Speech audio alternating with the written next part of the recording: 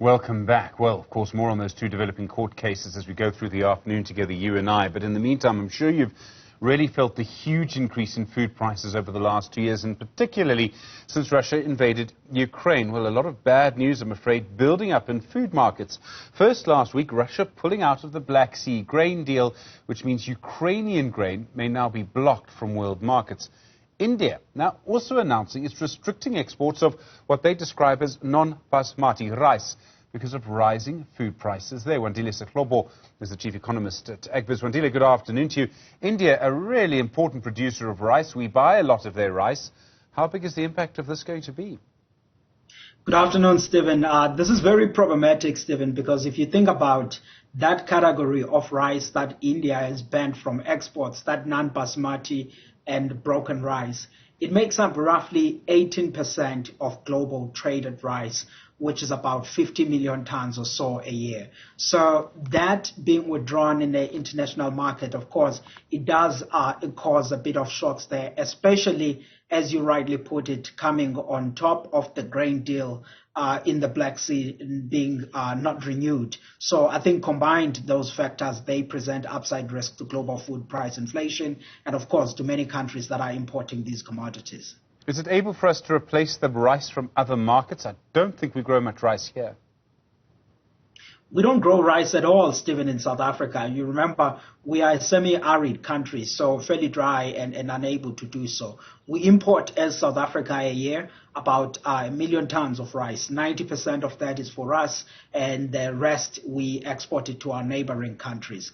But India is the second largest supplier of rice to us. But a large part of it, which is about 74% or so of our imports, come from Thailand. And then we bridge that with India, about 21% or so. And then we will have the rest from Vietnam and the other countries. But I think the important point there, Stephen, is that India's decision and its subsequent impact on global rice prices, which is the upside pressure on prices, regardless of where you get your rice from, you will get to pay some of these shocks if this ban, of course, is maintained for a much longer period. So why is India doing this? Why have they decided to now ban the export? I think they use the word restrict the export, which is slightly different, of non-basmati rice. I mean, what's happened to food prices there? Yeah, I mean, they use the word that they are restricting the exports of rice and not banning, because they are not just blocking all of the rice. They say it's this category that we're talking about, which makes up about 18% of global rice exports rather than everything else that they send to the market. But what they say is the justification is that they are worried about food inflation in the domestic market. But one, when they look at the data, is that the evidence is quite not showing what the government is talking about. Because if you look at India's food price inflation, it has come down substantively from where they were in early January up until today. I mean, if you were to look at India's food price inflation for June this year, it was somewhere around about 4.5%. You think back at the start of the year, it was just over 6%. So things have become reasonably better there. But I think there, as some media articles were saying, with elections coming up, the political sentiments, so there's a lot of incentives for politicians to say, look, we are doing something for the households, and therefore, signaling by doing this. But the other side of it, when you are blocking exports, you are taking incentive away from farmers, while in the near term, you may seem to be assisting the household. Yeah, well, there's a lot in this, and I would like to explore it a bit more. I mean, if you decide, because food prices are high in your country and you produce certain foods and you decide to block exports of those foods, does it really reduce the price in your country? It can do so for the short term, Stephen, because then what ends up happening is when you go to the next season, if farmers know that you can block exports at any point, they tend to reduce the planting of that particular commodity.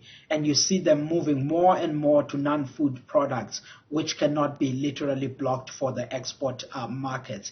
And so in the long run, that puts you in a position where you really will end up having the tight supplies because of that reduction in their production. Because remember, India is not just any country in global rice production. They make up roughly 26% of global production of rice. So they are a big player. So policies like this, they can have unintended consequence. But of course, to lead to that situation, it all depends to how long is the ban in place and how much incentive is eroded out of the farmer because of these policies. And secondly, the question of whether there are any support system that the government does put into the farmers to cushion them to these price declines that for the short term may end up happening. And what's going to happen to their farmers? I mean, they would have been expecting a particular price. They won't get it. There will be a knock-on and a knock-on and a knock-on. I mean, Wandile, this is what happens when you interfere in markets, right? Absolutely. This is why things like this in countries like ours in South Africa is not something that we always have an interest in doing, because at the end of the day, it erodes that competitiveness of the farming sector. And of course, India still has a robust agricultural sector. Many people still dependent on it. So these are some of the things. We've been talking in a global community a lot about the pricing of this and importance on food security. But there's another question which you are raising now, Stephen, which is then about those that produce this and the sustainability of it. I do think, though, that if it happens like this and then it's short term, it may actually, in the long run, not have that subsequent negative impact where you see people reducing their rice plantings because they know that they have planted it for the domestic market and export markets. But now when they know that the export market is not always reliable because of their own domestic policies and end up reducing the planting. But I hope that we don't get to be in that position if India can be persuaded to quickly get out of this position that we are in. Because I think the African countries, this is one of the things that they actually have to be emphasizing, nudging Russia to get back on the Black Sea grain deal. And secondly, from a BRICS side, talking to India to say, listen, guys, you really need to resume the exports of this while monitoring your domestic stocks. But as things stand, there isn't that much pressure on the Indian households to intervene to this policy. Well, Wandile, the risk, of course, is that we might say, well, look, we export grain to whoever. We're not going to let our farmers sell it if you don't let them sell rice. Let me put it another way. Probably since the end of the Second World War, a process of globalization, which has really seen the fact that in most countries, in many countries, if you have a little bit of money, you can buy almost any fruit at any time of the year. There are problems with that, but what it really has done, and why globalization has probably worked, is that it's reduced food prices around the world. It's also meant that there are different places that grow different foods at different times. If one place doesn't have enough rain, somewhere else does have enough rain. If we start to withdraw from that, pull that back, as India is doing, what would happen? That, Stephen, would be a disastrous scenario that one hopes, as the world in general, we never end up in that position. Because, I mean, in South Africa, we pride ourselves by saying, look, we are a net exporter of agricultural products, generating nearly $13 billion on exports. But if you were to look at our basket, yes, we do well, but we have certain products that we just can't do enough of them domestically. Palm oil, rice, part of wheat, some whiskey, and all of these things that we're importing into South Africa.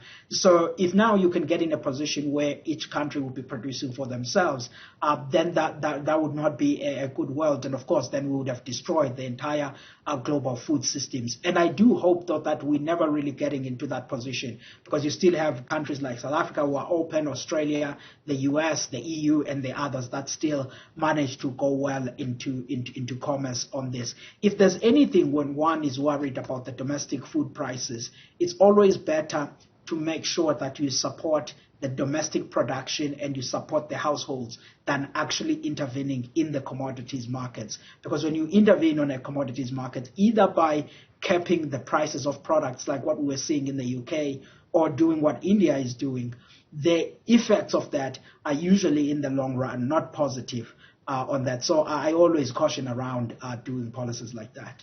Wandile Sihlobo, thank you, Chief Economist at the Agricultural Business Chamber, AgBiz. I really do appreciate the time. Interesting to see what happens in India, what happens in other parts of the world, having a big impact on the price you pay for food.